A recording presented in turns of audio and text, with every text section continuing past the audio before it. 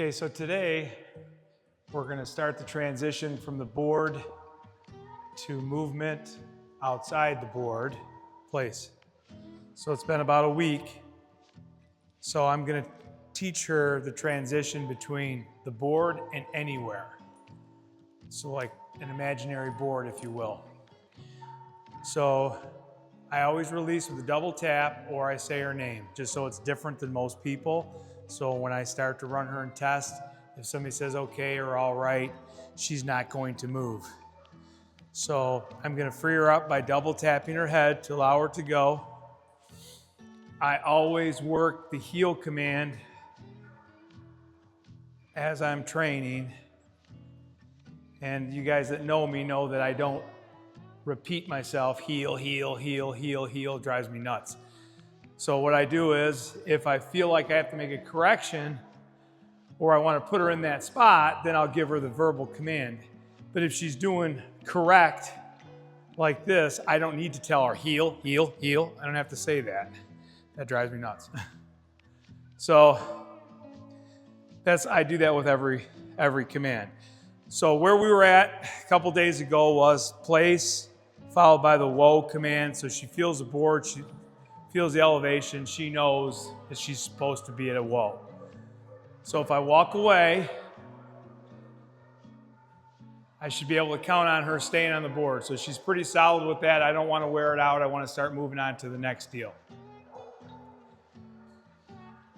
So what I'm going to do, tap her to free her. I'm going to bring her around, and to make it easy for the association portion, I'm going to come next to the board, say, whoa.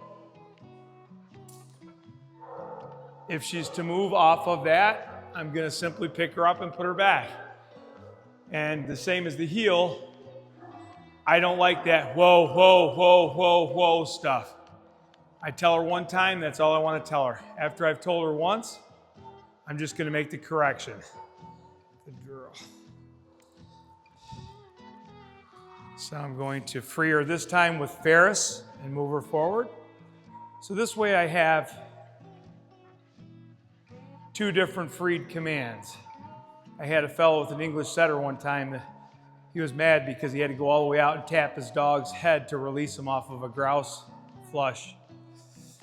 So I started tapping the head like I do for my waterfowl dogs. Whoa.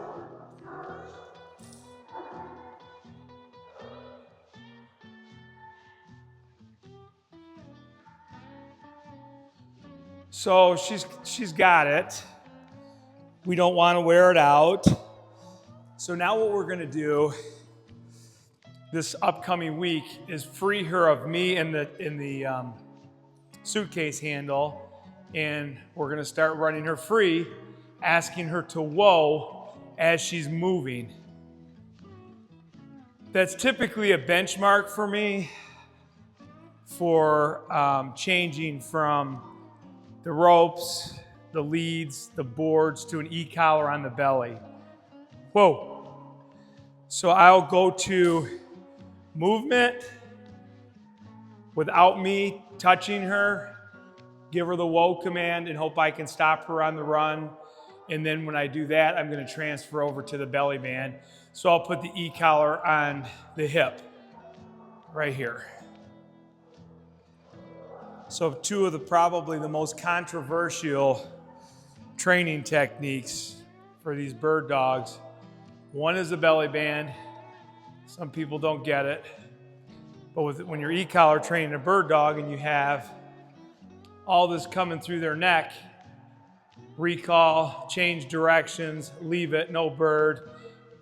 Possibilities that even though they've been trained on the board with an e-collar, when it's on their neck, you risk the fact that if they move and you bink them with the collar on the neck, you could cause a blinking problem, or you could have the dog turn around and come right back to you. So this way, when we use an e-collar on the belly, there's no confusion. The only time they ever feel that is when they're moving off of their whoa. And all that's going to go right back here. We're going to start all of it in the same spot, same place. Make it really, really easy. So again, that can be controversial. The second thing is, which became viral a couple years ago, is the pigeon and the whoa. And what I mean by that is, when I introduce this dog to a bird, whoa, I'm not doing the pigeon as a sight pointing drill. I'm using the pigeon to let this dog know if that grouse or woodcock is seen or that pheasant comes walking out of the tall grass, she can't move, she's got to stand. So when I go to correct that dog on a bird, she knows that she's getting corrected because she came off of this spot, not because the bird's a bad thing. So we do all of this stuff before we take them to the field. So basically we start here with all the whoa work, and then we teach them formally how to handle that bird here in the classroom. So then when we go out and ask her to do that in the field, she's not going to pout, she's not going to sulk. If I have to correct her, she understands it's because she moved. So doing this whoa work is just critical to have a nice proud dog when you have them out in the field if you're correcting correctly.